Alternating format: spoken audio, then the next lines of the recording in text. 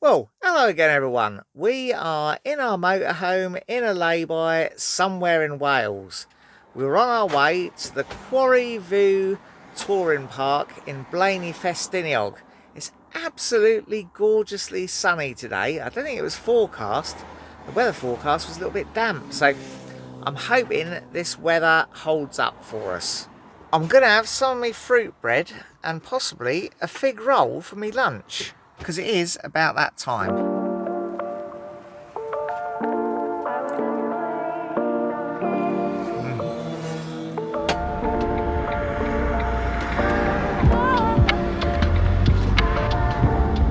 In 2.5 miles, turn left.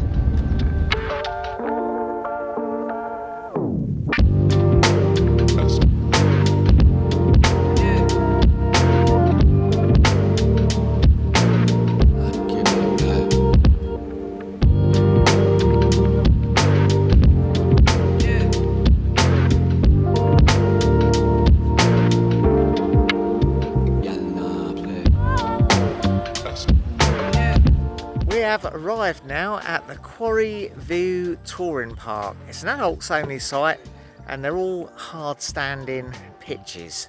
There is a little steep tight turn on the approach, but Chaz managed it in his van, so most vans should manage it, I would have thought.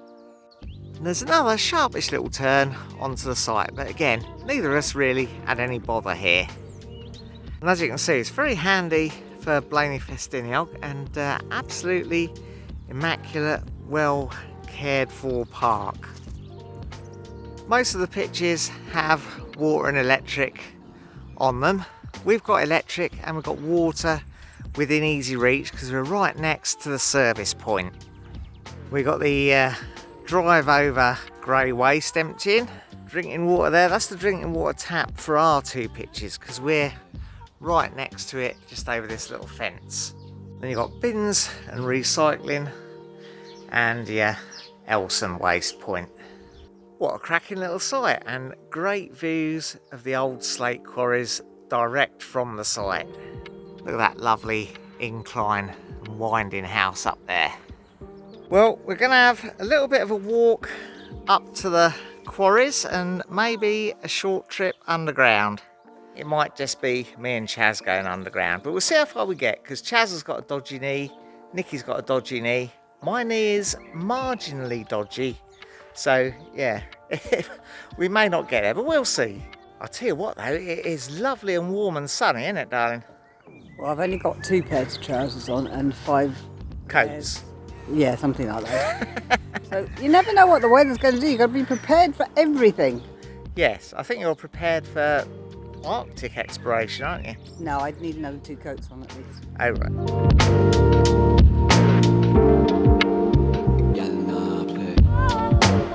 There's a incline going up the hill there and a jet aircraft somewhere, but I can't see him.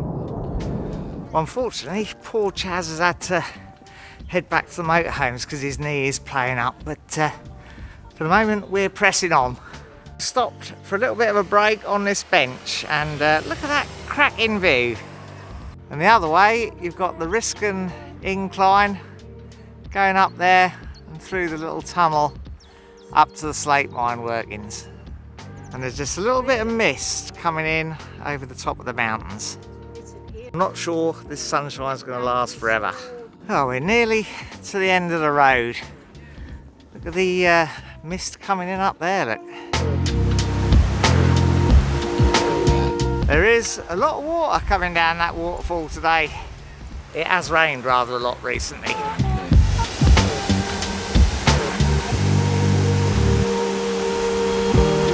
Oh, this bit is a bit of a stiff climb. You can certainly see for miles and miles, even from just here.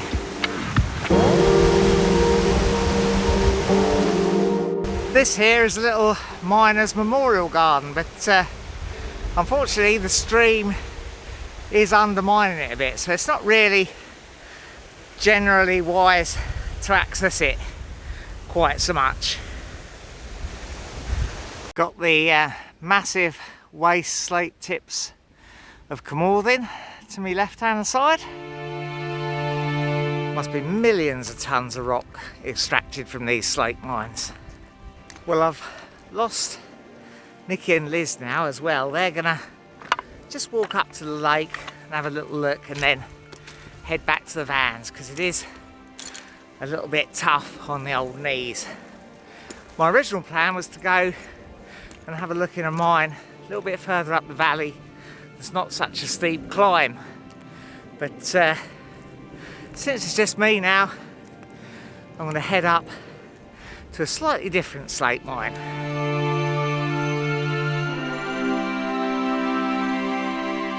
Now, I did print it out to bring with us if we needed it, a survey of this slate mine, but I've left it in the van because I thought I was going to go to the other one. But yeah, it's pretty simple layout inside, pretty easy navigation, I think. Well, I suppose we'll find out, won't we? I can see Liz and Nikki down below. There they are with Clarence. I did send them a text message, so I was going to go into the other mine. But they're still on their way, walking up to the lake. Well trodden path this. This mine is used for school groups and outward bound adventures, that sort of thing. So lots of people coming up this way.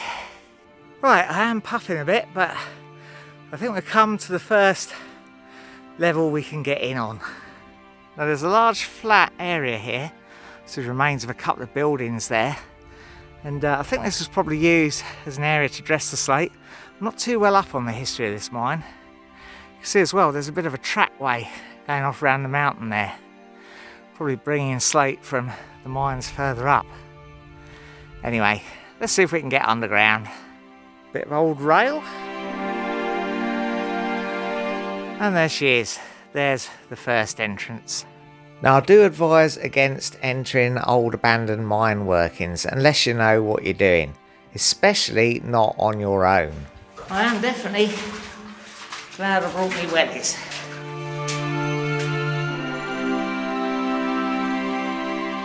You need to be suitably equipped. The bare minimum is a good pair of boots, helmet mounted light, and of course a helmet.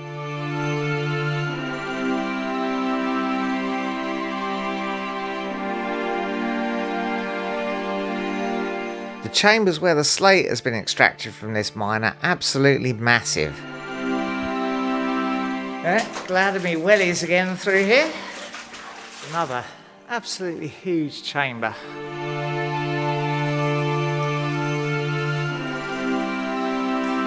There are many clubs and societies interested and active in exploring these old historic mine workings, and I highly recommend that if you're interested in doing something similar, you contact one of those first to set you on the right path.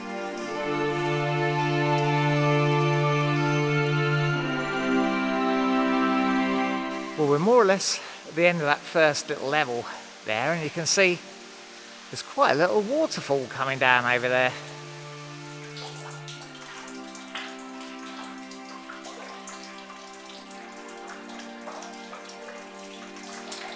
More remnant rails left in the mine.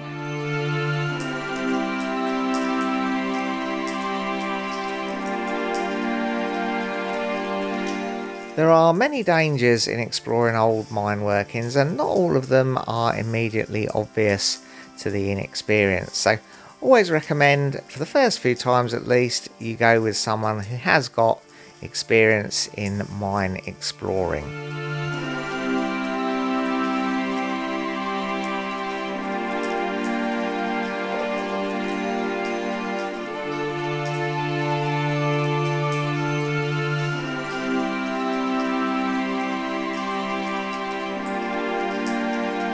For me today though, I'm just loving the peace and quiet and solitude here underground in Wales. Absolutely lovely.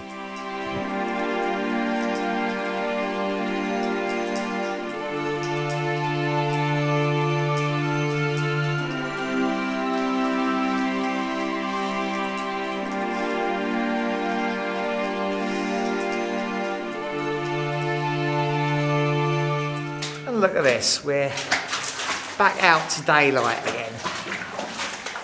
And the weather outside is still pretty reasonable.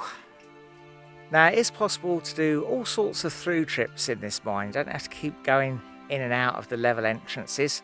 I've been on trips where we've abseiled in right from the very top and come down on ropes all the way through to come down this bottom entrance. And there's also walking routes across a number of the different levels as well between them. But today I'm just pottering about gently and seeing what I can see. So I think I'm going to walk up the outside of the mine now and get to the next level that way. Oh, it is a bit of a steep old pull up here though. Oh.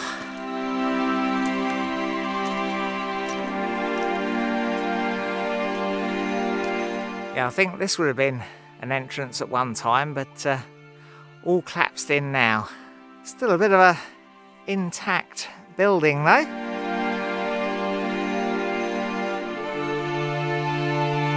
Yeah, not much room in here. Not sure I trust these roof supports to last too much longer either. I think that's Liz and Clarence walking back down the track.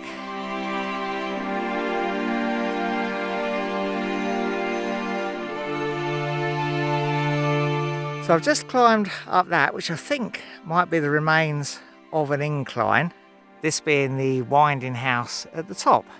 And these are the main mine buildings, quite a centre of industry at one time.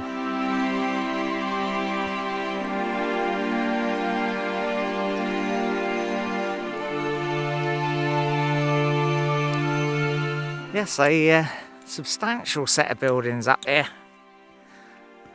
Nice fireplace remains there, but someone has blocked up the window.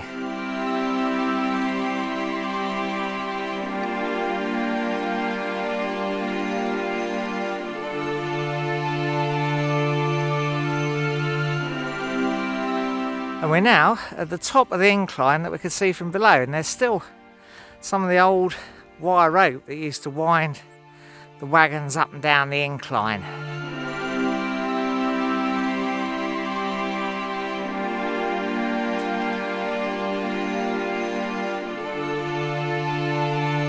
And this 6-cylinder engine would have once powered the winder, I think.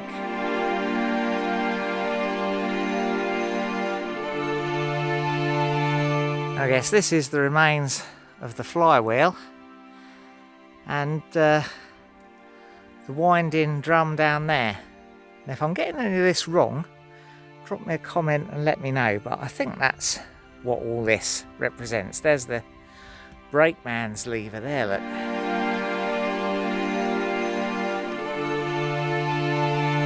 I'm no expert on this, it's all best guess really.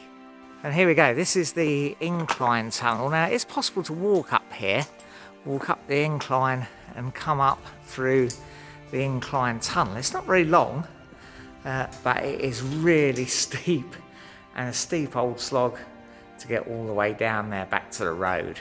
So I'm not going any further down there. I'm going to go back and have a look at the mine again.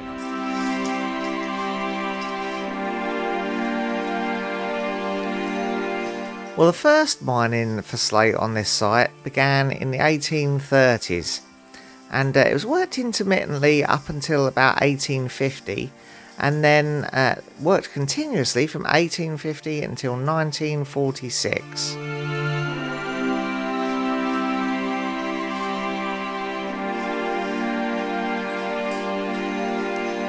At times, this mine would have been a big employer in the local area. In 1904, more than 100 men were working on 8 levels, and 3,000 tonnes of finished slates were produced.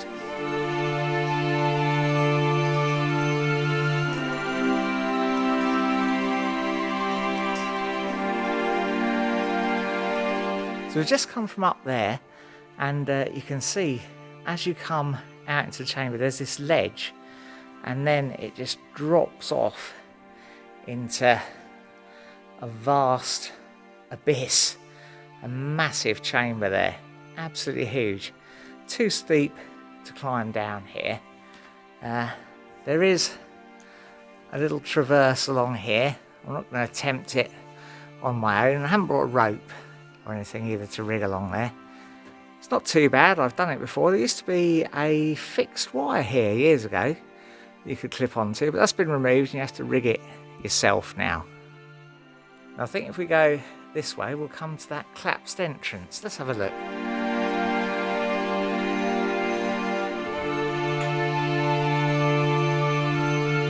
Yep, no way out here, I'm afraid. I've come out and it's a bit rainy.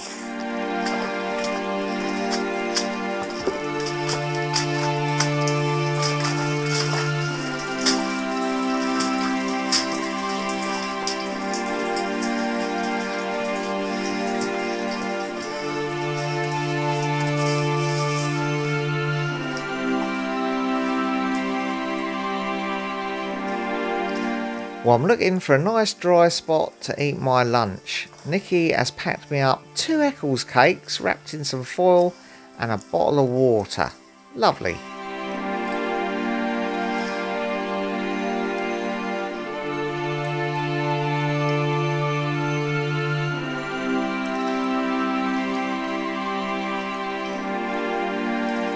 Well, it's a real shame Chaz's knee was playing up, because I'm sure he would have loved to explore all this with me.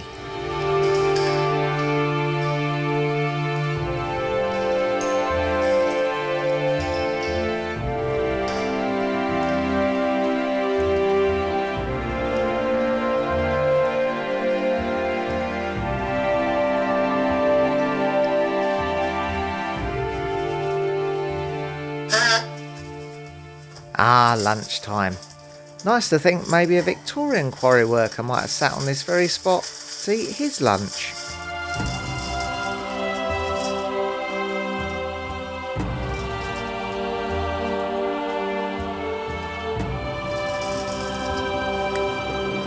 Time to head back to the van for a nice mug of tea.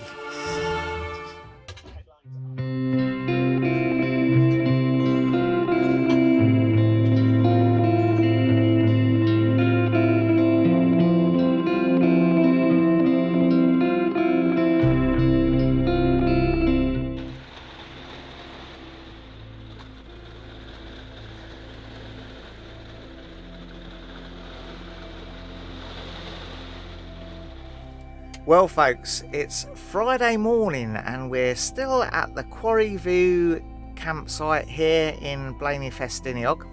Cool, that was a rough night last night. The wind was howling round the van, the rain was lashing down, the van was rocking on its axles. So are you.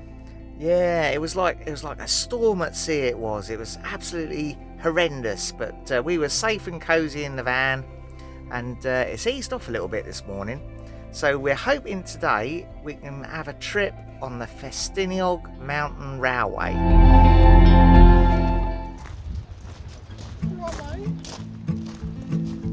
Well, the Festiniog Railway station is just a short walk from the Quarry View campsite into town. I got myself a splendid new hat from the station shop.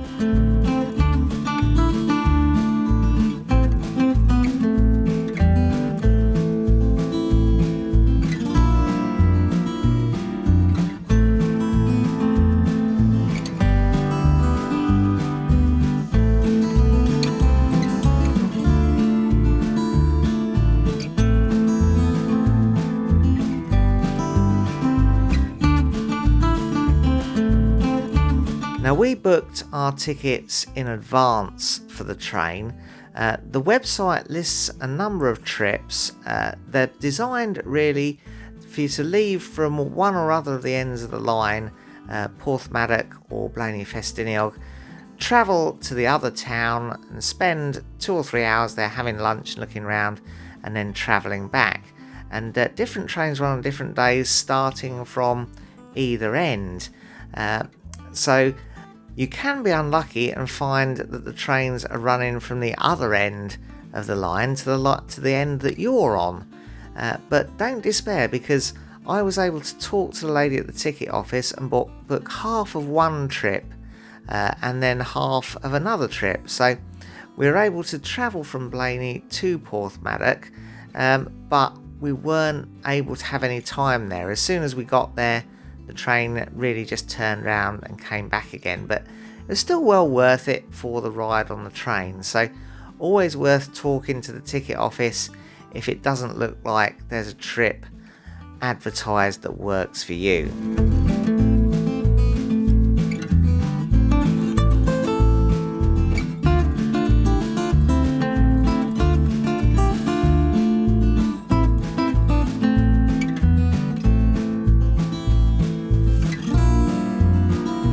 And of course, in the past, these trains would have taken slate from the very quarry workings I was exploring yesterday down to the docks at Porthmadog to be shipped out all over the world, really. What a lovely way to spend a day, even a rainy day like this, riding on the train.